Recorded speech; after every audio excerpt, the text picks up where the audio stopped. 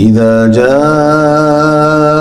نصر الله والفتح ورأيت الناس يدخلون في دين الله أفواجا فسبح بحمد ربك واستغفره إنه كان توابا. الله أكبر.